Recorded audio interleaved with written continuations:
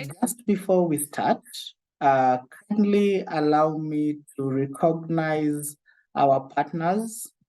That is the people who make sure that we bring us this every Tuesday, this Zoom webinar every Tuesday. I will start by recognizing Stallion Construction Company. Stallion Construction Company is a company that endeavors in making sure that your office space is partitioned in accordance with how you want it. That is, they have specialized in making sure that all your office space and your office block is spaced according to how you want it to be. Next on the list, we have Pathway Solution Services. As the name suggests, they offer LMS trainings, that is Learning Management System, on their website. And we thank you so much, Ms. Safrank, for making sure that we always have trainings to our viewers and our participants after each and every meeting, just to make sure that besides doing what we are doing, they at least have something on the side. We have also Panessa Training Institute. If you are this individual that loves to work using their hands, Panessa Training Institute is your place to be. They offer woodwork training, carpentry in form of carpentry, and after which you get a certification on your training. Panessa have, they offer also, they do have weekdays and weekend classes. So if you love to work with your hands, and you also work and would love to work with your hands during your part-time hours, Panessa Training Institute is your place to be. We have also We Clean Services. We Clean Services, they offer cleaning services within and without Nairobi. That is where Kenya and Nairobi and its environs. They have a machine that can clean your carpet for 6 minutes. That is the best thing that can ever happen to any human being. If you are looking for a cleaning company to come and clean your office, to come and clean your house, We Clean Services, they are your go-to dial. We have Suluhu Mediation Center. Suluhu Mediation Center, as the name suggests, they offer mediation services. And we are lucky enough to at least have one of us who've been trained on the same, that is Grace. She's been trained on mediation services, and after which they are able to even go ahead and attach you to an organization that will be able to help you gain more experience on the same. We have Kapula Mintito. Kapula Mintito is a company that is based within the coastal region, and they deliver mapochopocho throughout the country. That is, if you are in Nairobi, if you are in Nakuru, if you are in Nanyuki, they will be able to deliver to you, and as long as you are able to place your orders with them.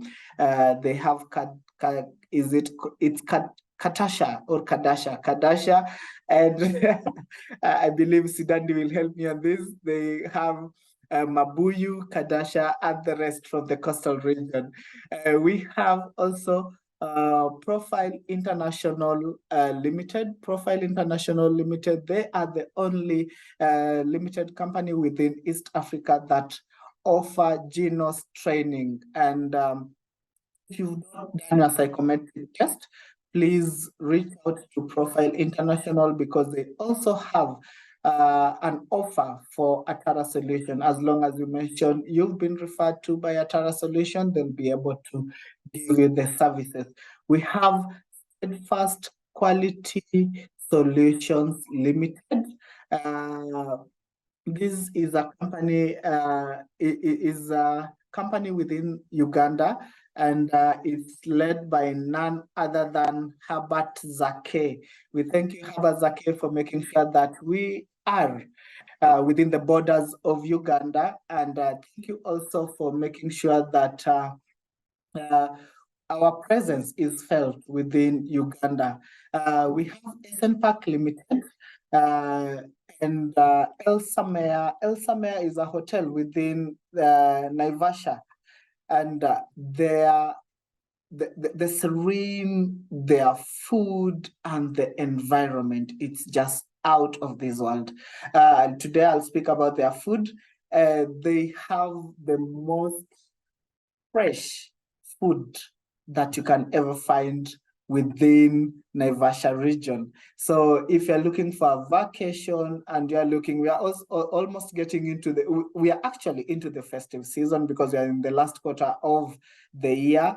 And this is the best time that you can visit the space. You'll get to experience boat rides and the likes. And this space is just good for you. Last but not least, we have Labor Planet, which is a human capital expert, just as the name suggests. Today, as mentioned earlier, we are going to speak on the role of HR in climate change. And the person who is going to take us through this is none other than Anne McKenna Kobia Gitonga, who is a HR and partnership within Pan-African Climate Justice Alliance, where I work. That is why I mentioned that today I'm going to wear two hats. I wish Grace was here to listen or just get this, because I'm going to learn, or I was to learn from two of my mentors, that is both Anne and Grace. I've been fortunate enough to learn from the two. So Anne, if you can hear me, the floor is yours. Thank you, Kevin. Thank you for your good and kind introduction. Good evening, everyone. Let me set my camera well so that we are able to see each other. So as Kevin mentioned, my name is Anne Kobia Gitonga. I'm the Human Resource and Partnerships Manager at the Pan-African Climate Justice Alliance. PACJA is, or Pan-African Climate Justice Alliance, is a coalition of civil societies in Africa, and we take pride in leading and taking action on matters of climate justice since 2008 in Africa. So I'm proud and happy to be here to have this great conversation on the role of HR in climate action or climate justice or climate, whatever you want to call it, but matters climate change. So thank you so much. I believe this is going to be a conversation, not a monologue. And I'm happy to meet each of you. How do we proceed, Kevin? Great. Thank you so much, Anne, for the very brief and on to the point introduction. Many of us in this space are just asking themselves, when we talk about human resource and even climate change, let's start with climate change. When we talk about climate change, what are we referring to? Or what is just climate change in a very simplified manner? Good question. I think we are aware that definitely climate change is the long-term shift in weather patterns and the way the climate behaves. I don't know if I want to use climate to define climate, but in short, it's just the changes in weather patterns for a very long time that gets to hit hard on both human or flora and fauna. And the effects are not short-term, they are very long-term, and they start, or how do I define this? These are difficult one, Kevin. let me start by the technical aspect of climate change. It's just weather patterns that have changed for a very long time, and they have got impact on human and animals, or flora and fauna. That is all I can say. I don't want to use the term global warming. As we do our conversation, I will just get into the issues of global warming and a bit of technical aspects of climate change. However, my preference, and Kevin, you know this, I keep on saying that if we want to act and make the changes and have impact on matters climate change, we've got to unpack the greater or these huge, big words that we use in defining climate change, so that we are able to understand each other and appreciate when we are taking action and how we take action. So we all are aware of what we call the greenhouse gases. So there is the release of greenhouse gases into the atmosphere. After these gases are released, they are kind of trapped and they cause heat to the planet, hence the planet warming. So basically, from the technical aspect of it, that is what climate change is. Wow, that is quite a very simplified way to any person to get to understand what climate change is. And now that today we are talking about the correlation between human resource and climate change, what are the things that we should look at as HRs? Because most of our participants are people who are either in the managerial space or are human resource managers, assistants, officers within their different spaces. What is it that they should be looking at when they hear human resource and climate change? Over to you, Anne. Thank you, Kevin. So basically, I think everybody across the world, we all play a role in taking climate action. Unfortunately, from what I've seen as a human resource personnel, in organizations, there's a very big difference of how the technical teams behave and carry their matters and how human resource carry out their matters. For a very long time, human resource has been viewed as just that administrative element for hiring and firing and policies, just as keeping the house in order, and that's it. However, the role of human resource has evolved to a business partner. You have to be in partnership with the technical elements of the organization. For example, my organization, that is an NGO, where we have a technical department. These are the programs people, and then the administrative people who are supported by the HR. These two entities need to be in a very good relationship so that they're able to take climate action matters forward in an aggressive and unified way. One of them, let's start by our policies. When we create our policies, how friendly are they in matters of climate action?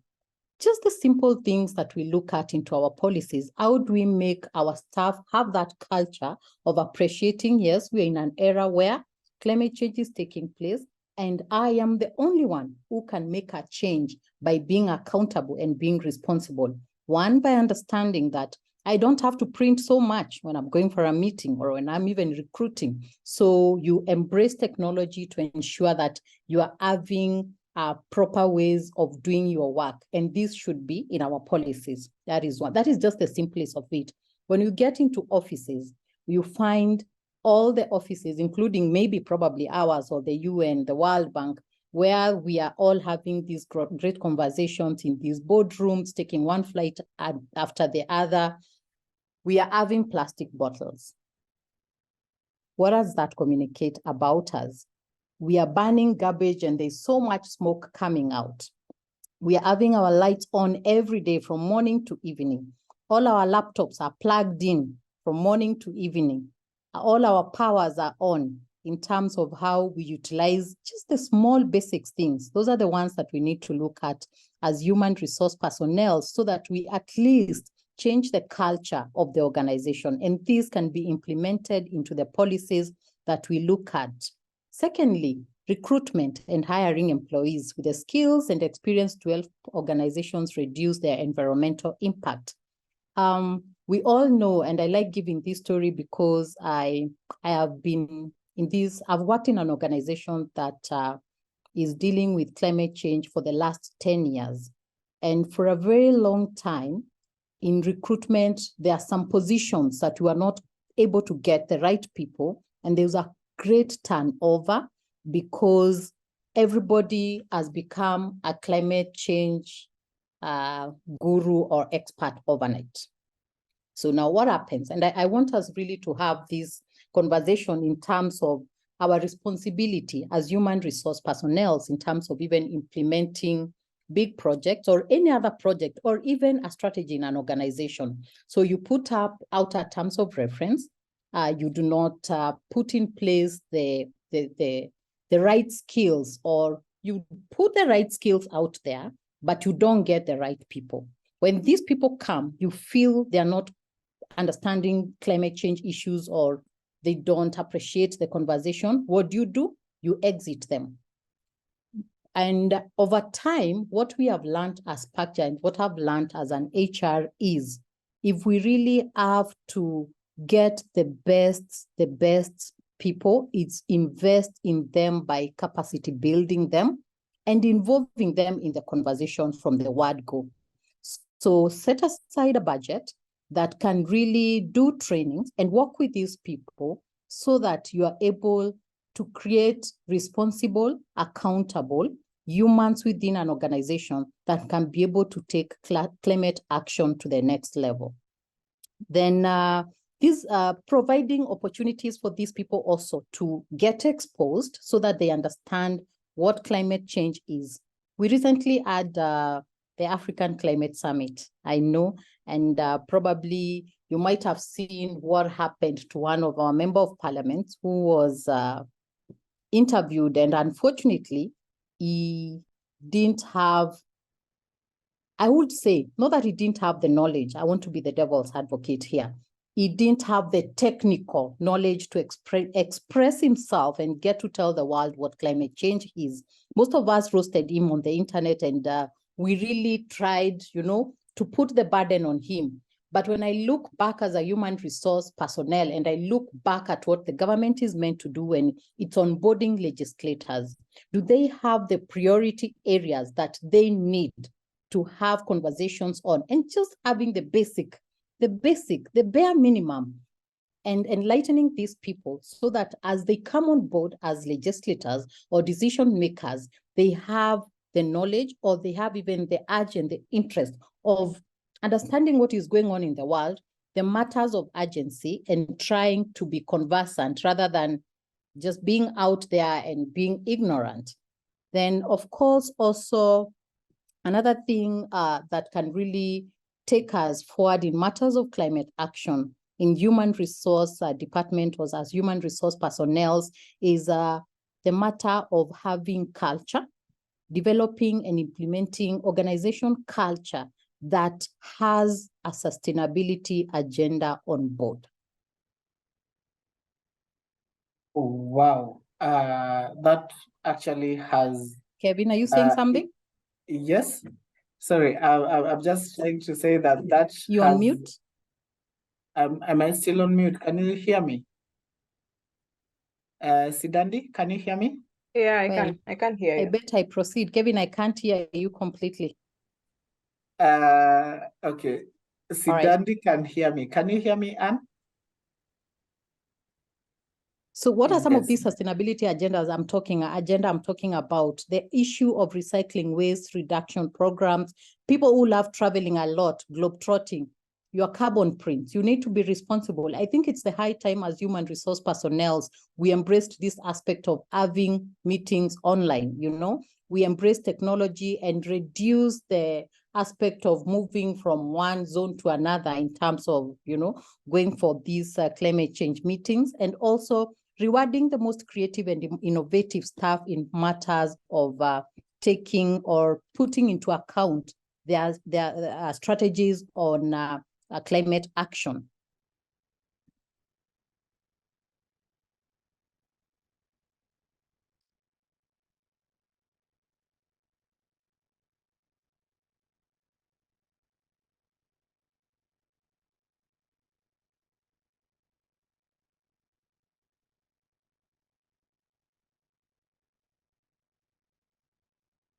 Hello? Can you hear me? Hello, and yes, I can hear you from my end. Yes. Okay, all right, sorry for that. So we were talking about creating sustainability, more rewarding people or staff who are very creative in terms of bringing innovative ideas in matters of climate change. And then, of course, also another thing is investing a lot in trainings and sustainable trainings. When I talk about sustainable trainings, I've seen from human resource, one of the things that we do is just having trainings to tick a box, because we evaluated at the end of the year, and it says that probably the most, there is an organization budget that need to be consumed. We go out there, put an advert, bring on a consultant, we train our staff on matters, climate change, advocacy. We have not done a need analysis to understand what each department needs, because what the programs people need is not what the monitoring and evaluation people need, is not what the administration team need, and it is not what is needed by the by finance department. So having a need analysis on trainings and knowing what to take on in a sustainable way and to gradually give this information to people can really take us on the next level in matters of climate action as organization and as HR personnel. Also having modules that can be consumed slowly in organizations. I like giving examples to my fellow senior managers on how to implement these trainings on climate change. When we look at policies or organizations that deal with safeguarding or matters of child rights, before you come on board, you have to do a training and earn a certificate so that you are able to be onboarded. That is the first thing that is done during induction. And from time to time, you keep on getting these refresher courses to keep reminding you of the most critical things in the organization. And what if, as HR people, we did the same in terms of climate change, sustainability, and climate action? How far could we go? And how much can we make, how much change can we make to our teams or to our staff that can be long-term? That is another thing. Sustainable staff development that is long-term, not just a short-term, to close the gap. Then also empowering staff to speak out and come up with innovative ideas on call on action. One of the things that we have seen really working, we have now left the boardrooms because honestly, climate change is here with us and it is really taking a toll, especially on the most vulnerable people, women, children, people who are not even aware on what is happening around climate change. And it is the high time we went on the ground, met the grassroots people, and started implementing locally led climate actions. And now probably somebody as an HR is asking, how can this be done? The most innovative and creative way to do this is to work together with the technical departments who are the core owners of the strategy, and ensure that as we do our corporate social responsibilities, they are angled towards matters of climate action. Because the smallest difference we make will take us to the next level. For now, it's a matter of adapting because it is here with us. And I don't think we need science anymore to make a change or keep on informing us. Climate change is with us. We can see it. Look at the announcement that has just been done on El Nino. I would like to, El Nino that is coming, I would like to know what we as HR people are doing in our organizations to prepare ourselves, and what conversations are we having to ensure that we are safe and the proper mitigations have taken, the proper ways to mitigate and also adapt during this period have been put in place. Another issue that really the human resource personnel can do is also looking at the way we implement our corporate social responsibilities. I think it's the high time we thought about this element that every organization is doing, planting trees as an element of corporate social responsibilities. We go plant trees, nobody checks on them. You invest so much, you give so much seedlings, and after you plant, you go away, wait for another year or another quarter or another moment to just go big and sell ourselves and, show the way we are responsible and forget those matters that matter to us. What if we came up with strategies that are properly sustainable? Even if it's growing trees, I like calling it growing trees. Kevin, we have planted so many trees, and I don't know how many of them have grown up to now. We have also invested in so many seedlings where people come, everybody wants a seedling, we put money into it, but we don't follow later to ask how many of these trees grew. So human resource people, as we do manage and support our teams, we need to be very intentional on how we measure the outputs of climate action in our issues, in our performance, and in our teams, and also in our culture. Wow. I believe right now you can hear me, Anne. Can you? I want to hear us probably so that I don't look as if I'm doing a presentation. I don't know, Kevin, teams, somebody can make a comment so that we keep on conversing and also give insights on this conversation, because it is a conversation. That's why I moved from the aspect of having a slideshow and having a conversation. Sure. Our participants are agreeing with you, and there is clarity somehow to what. Kevin, I don't know. I can't hear you. Kindly try and add your volume from your end, because I can hear you from my end. And our participants can as well hear me. Can you hear me?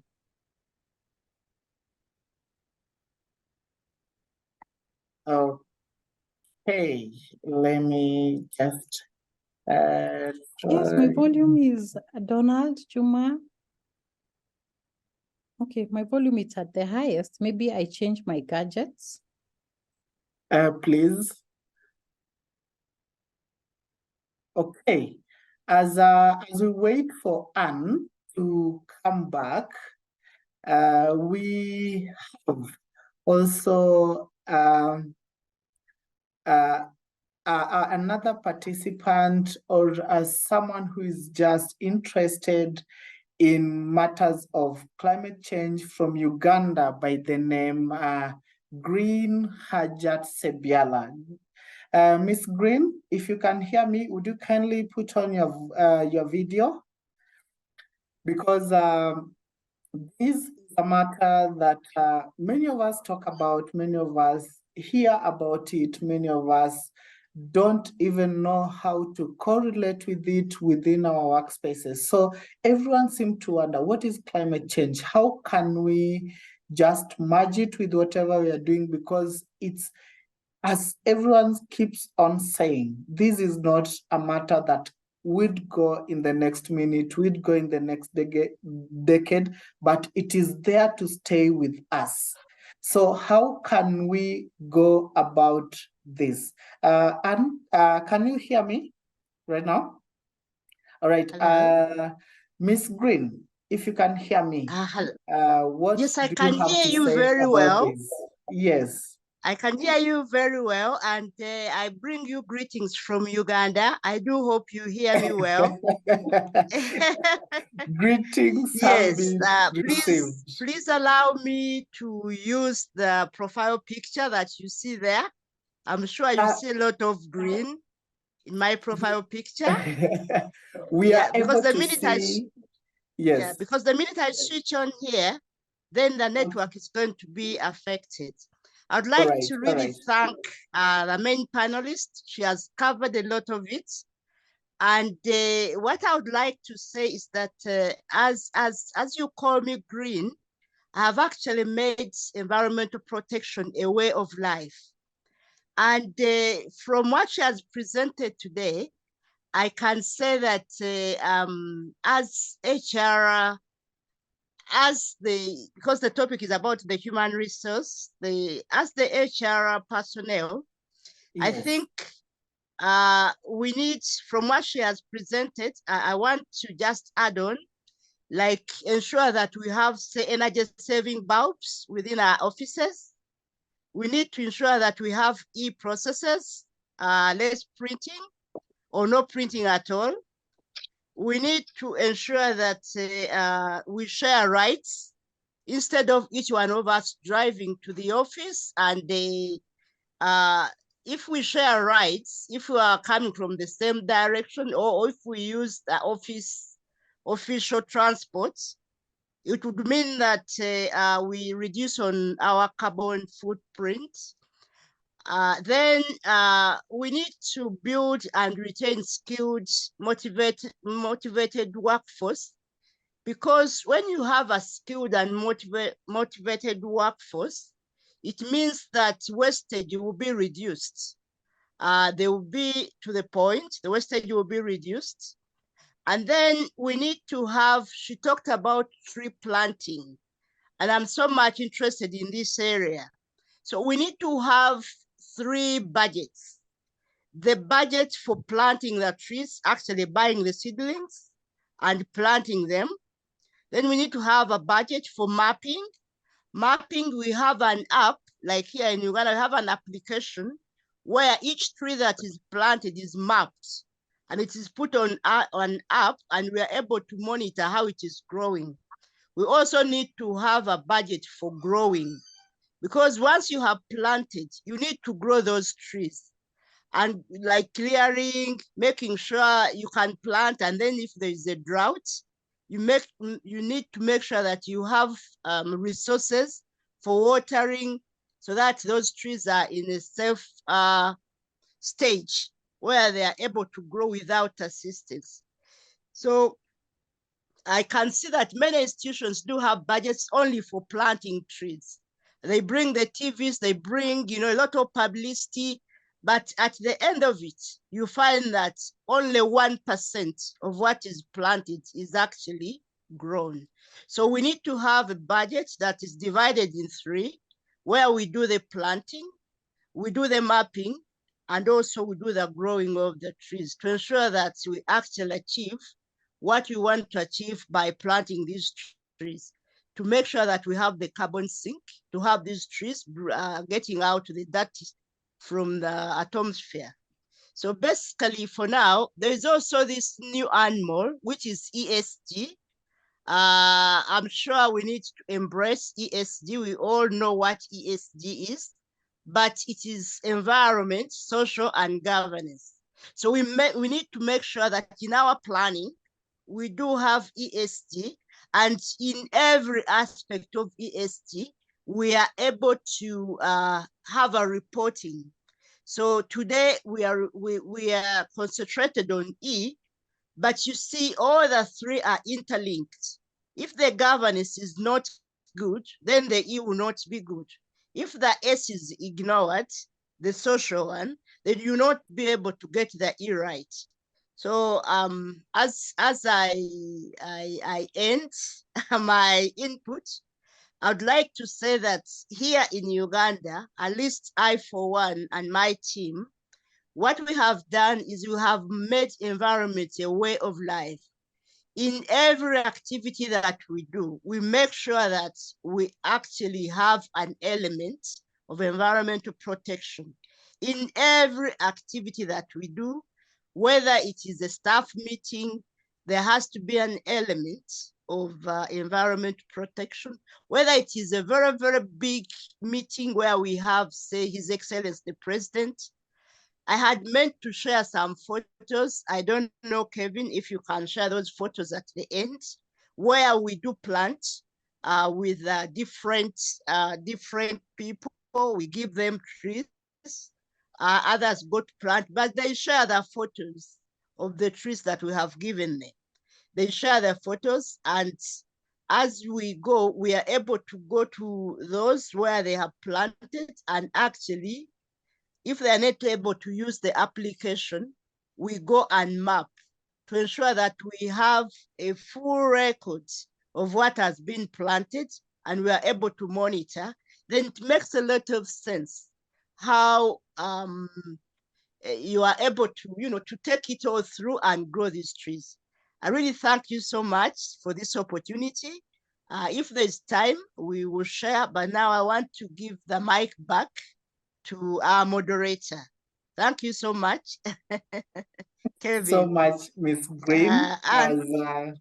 As your name suggests, I would have loved that Anne would have engaged you more, because from my position, or rather from this specific position as the moderator within this specific Zoom call, I can see that you're coming from the angle of the program side, and at least we have Anne, who is coming from the managerial point of this whole topic. So having mentioned that, at least we need to be having like 3 budgets. We need to be having, you've mentioned we need to have a budget for tree planting. We need to have a budget for monitoring how the tree is growing. We need to have also a budget just to get to also look into, like, besides the growth process, we also need to see the budget of buying the seedlings. Anne, what do you have to say about this? Because most of the times, yes, we talk about tree planting, we talk about how to make sure that we keep our environment green. But it's clear from how Ms. Green is speaking that mostly the program aspect or the program wing of any organization does not see how HR is coming in as far as making us work in a climate effective way. What do you have to say about that? Thank you so much, Kevin. And thank you so much, Ms. Green. And I'm sorry for my gadget failure, first of all, team. And thank you for understanding. I like everything that she has said in terms of the role of HR, in terms of implementing climate action or taking action on matters climate change. These are very impressive and things that can be put into action. However, I would like we go to the issue of budget. We all know that human resource departments are viewed as the users of the budget. We don't bring anything on board. And that is the biggest problem that we have in all organizations. And I think it's more apparent in organizations that rely on donor funds, where you have the programs team fundraising and then the HR coming to consume. We need putting now the matters reality on the ground, the way it is, and looking at how even the proposals are written. Most of the time, human resource departments are not involved. I'm a little lucky because my role comes in a human resource and a partnerships manager. So the fact that I manage partners, I'm able to sit in those meetings or proposal writing, or even bring partners on board, and that gives me higher leverage as a human resource personnel. However, I have had conversations with people where completely, even when the budget is done, that aspect of what human resource need to do itself in matters of environment, climate is not counted into. So this 3 budget issue becomes a problem. Thank you so much for that clarification. Now, yes, please go ahead. It becomes a problem. How do we now, as human resource, go about it? For me, I believe in the way of being innovative, and also bringing your partners on board, or having to fight for it. And I've managed to achieve this through the reports that we write annually, where I've ensured that there is an element of human resource, and it's not just about human resource trainings, what you're brought on board, your staff and everything. I go to an aspect of picking the sustainable issues my department has done or taken action on in the organization. That way now slowly you're able to buy trust from your teams, from the leadership, and you can be getting little by little and building on it. And even as human resource, trying to fundraise now with our skills, because we have a lot of knowledge that we can sell out or within the organization and attract some resources. One, ensuring that we do not rely a lot on consultancy. That way we are able to save those resources and they come to fit in these 3 budgets. Because we have a lot of dreams. The challenge is the budget constraint, especially we people who rely on donor funding. Great. That is some very elaborative insight on the concern that Mrs. Green had, especially in terms of budgeting. We have a comment from Beverly Makoha, who is saying, besides planting normal trees, you are also welcome to plant mangroves at the coast. Mangroves directly absorb carbon from the atmosphere and can be helpful in reducing the negative effects of climate change.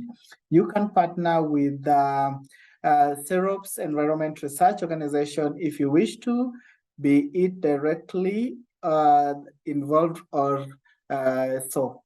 But still, I don't know if Ms. Green is still on the call. Normally, and I believe you'd agree with me, and that yes, we will get, as HRs, we will get propositions or plans from programs, but most of the times, as you've mentioned, they ignore the human resource element, because HR also, besides just being a unit on its own, it needs also its own plans and funding within the budget that we get from programs. But in most cases, we end up just getting the budgeting without the human resource element. Don't you agree with me with this on Anne? I totally agree on you on this, Kevin, and that is one of the biggest challenges. And it is not only from the program people, it is also something that has been married a lot by donors. It has been our partners. The administrative costs are shrinking, and even that aspect of bringing now what the HR need to do in terms of call for climate action is not really looked at with a lot of seriousness, unfortunately.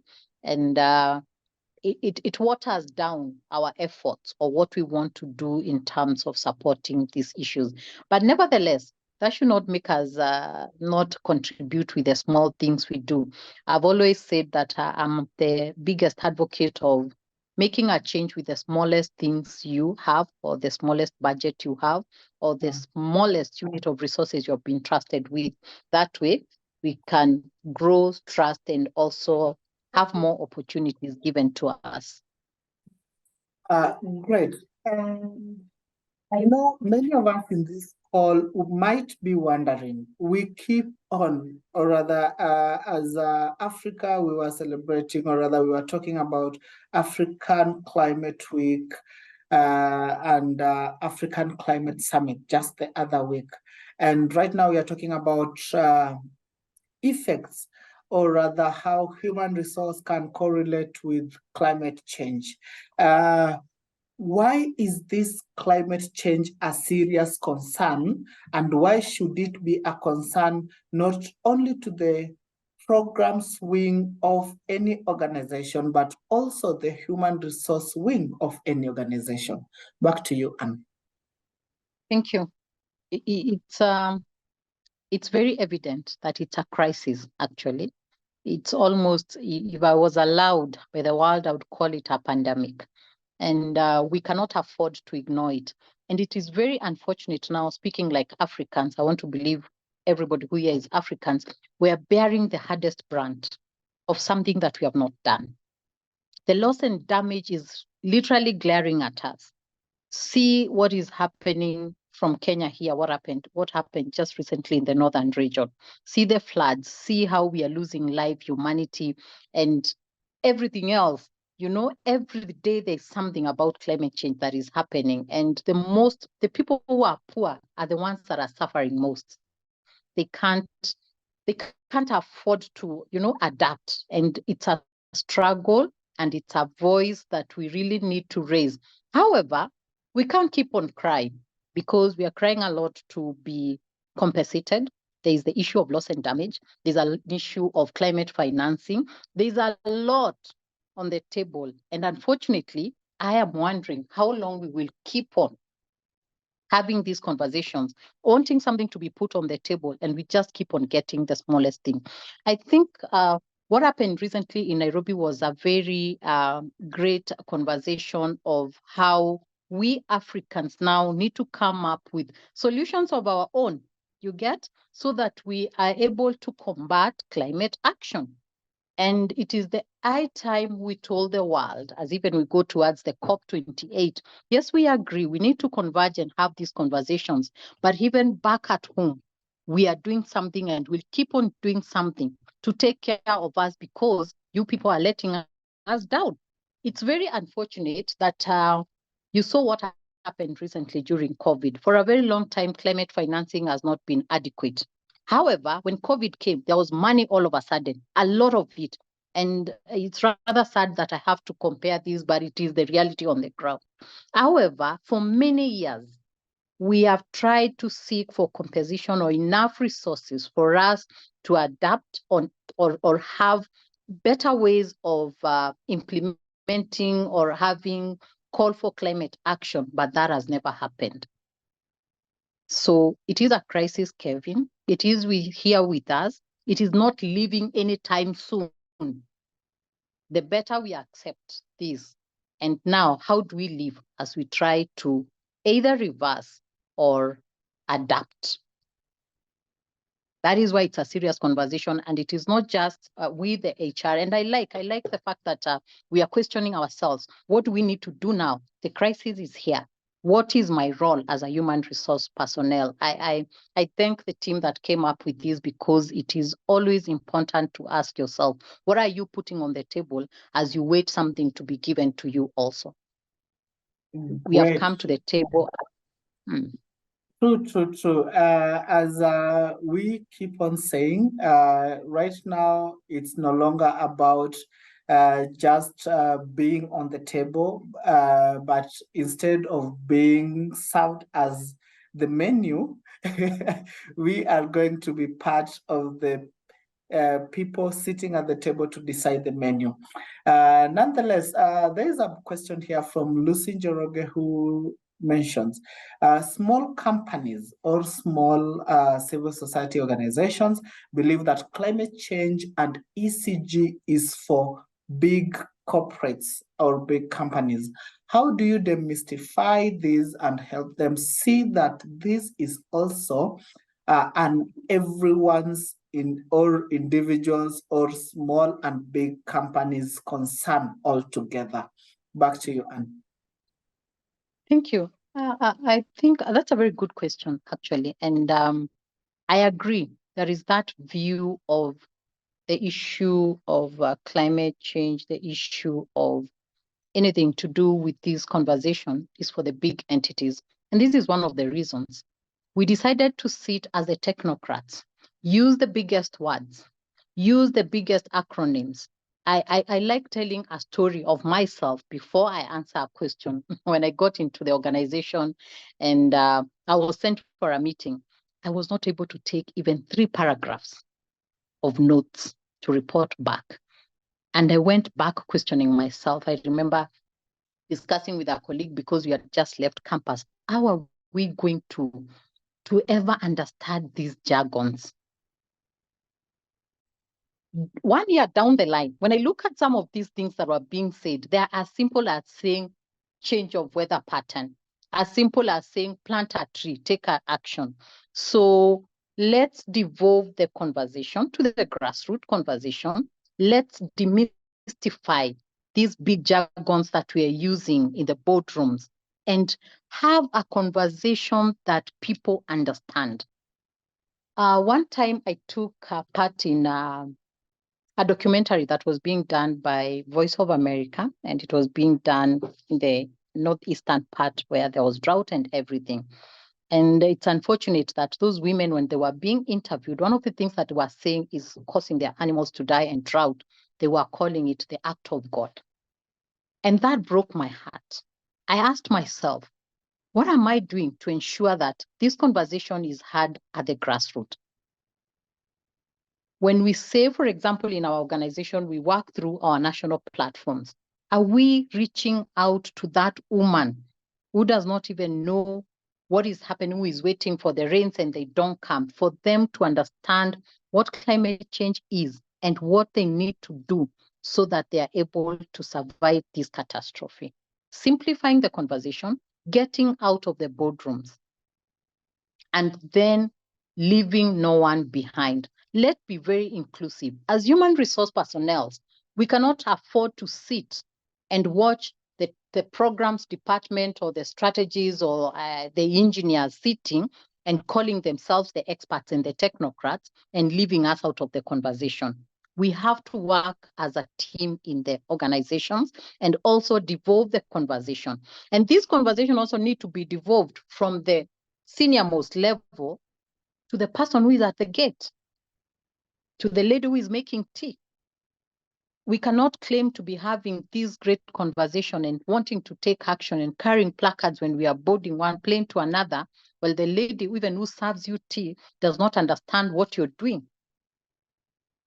You cannot afford to be saying that you are a climate change activist, well, even at home, people themselves don't understand your job. Even your own children don't understand it.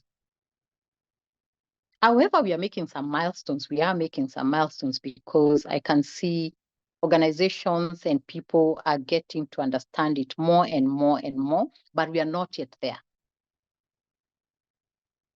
True. We have one participant by the name Nick Cassidy who totally agrees with their sentiments. He is mentioning that charity begins at home. Avoid throwing non-biodegradable items anywhere and take responsibility by calling out some of these behaviors in your workplaces. And secondly, be a champion of climate justice in your immediate cycles, especially plastic waste disposals. And then secondly, greening initiatives in your workplaces. Example, running clubs, walking to work once a month, etc. And purchase only paper-based products in the office, clean desk policy, and so much more. These are just some of the initiatives as managers, as HRs, as business owners we can take in making sure that we are working on making sure that our environment is safe tomorrow for the generation that is to come. And still with the same sentiments, many of us would ask, how can we reduce the risk we are facing today to make sure that the climate change effects are not gotten or experienced in the near future? What do you have to say about that, Anne? Wow, the near future. That's a very good question.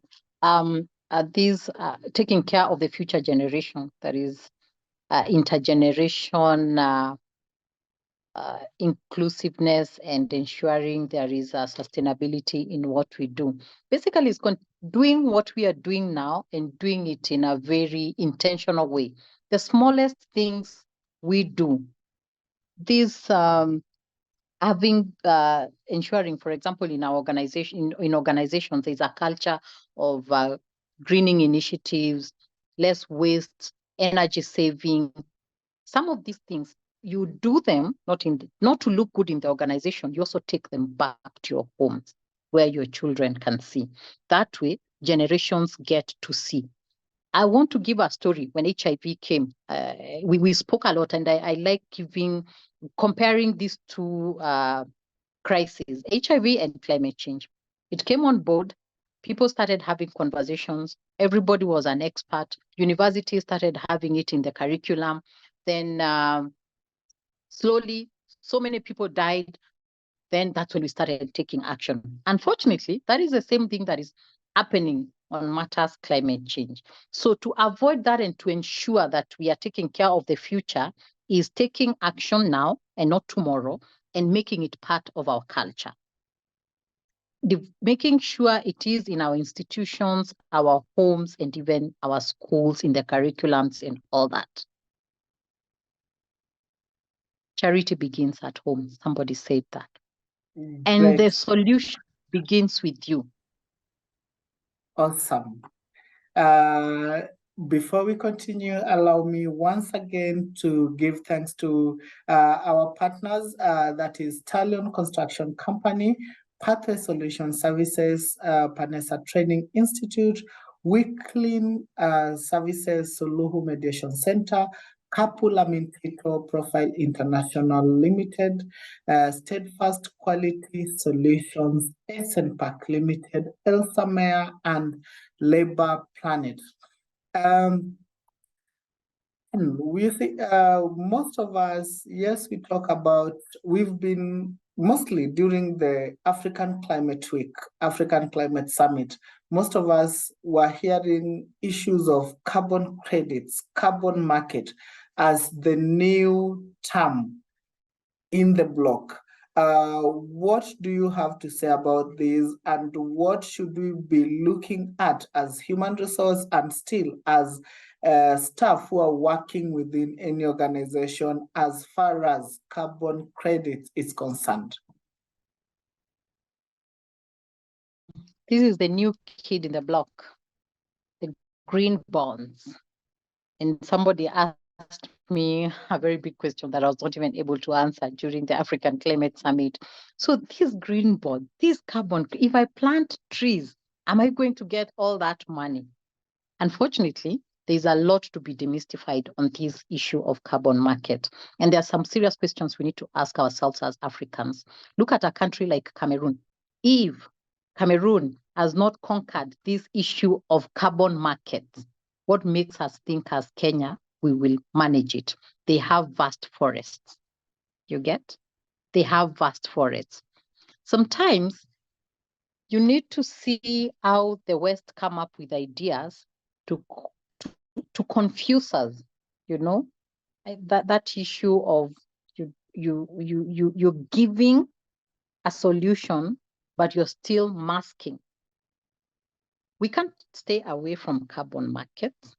If they are done well, they can be very strategic, but we need a lot of support from legislators, the policies, and then transparency.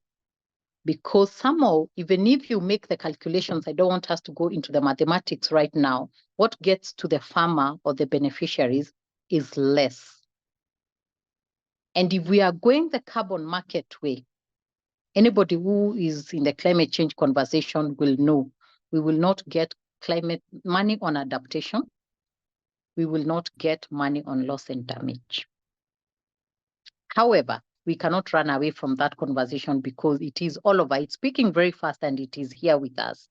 So how is the government going to come in to help us have policies that are going to govern this carbon market issue? That is one. Point number two, we human resource people, how are we going to ensure that we bring proper experts or knowledgeable people in our organizations to ensure that we understand this new kid in the block and how to have it in our strategies and how to capitalize on it without being exploited? Wow, as I'm really, really happy, and as many of our participants have alluded through the chats, this has been a very informative session, and it's quite unfortunate, but others, or rather other participants had to leave. Nonetheless, we have Donald Juma with his hand raised. Donald Juma, if you can hear me, that is just as Anne is preparing to give us her parting shot, because we are almost coming to the end of the session. Donald Juma, you had raised your hand. Is there something you'd wish to share with us, or a question you'd wish to get clarity on? Yes, good evening, everyone. Evening to you. I would like the presentation, and also from Madam Anne, and that one from Madam maybe Green from Uganda.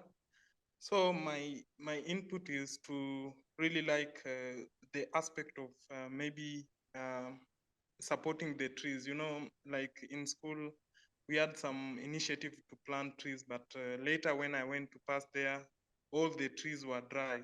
Like, so we look into that. Also, another thing is massive tree planting. You know, most of the time, maybe political leaders back in high school some years back, they used to come and plant one tree. Yes, trees are the ones that can help us curb climate change and absorption of maybe the greenhouse gases. So I think also another thing, last thing is to maybe support farmers in the those who grow trees.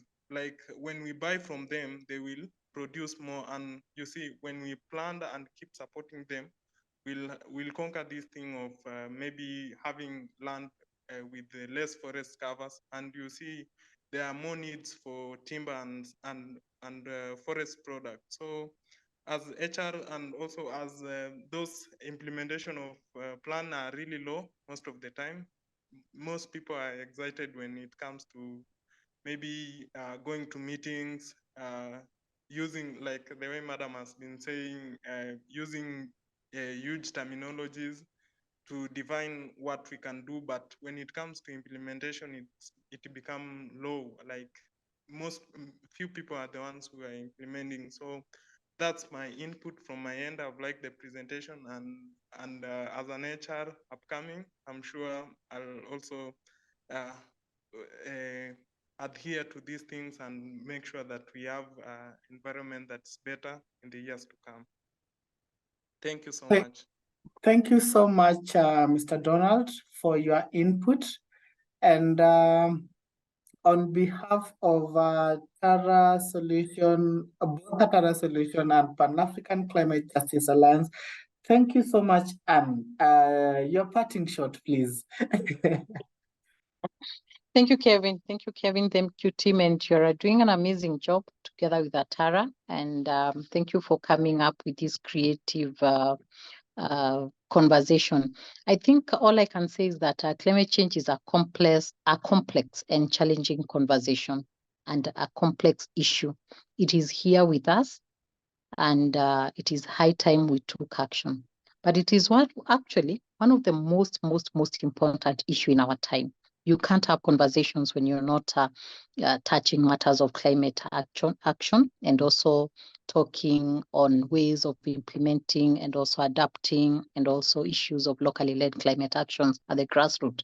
So we HR professionals have a vital role to play in helping organizations to address climate change and build more sustainable future. We cannot afford to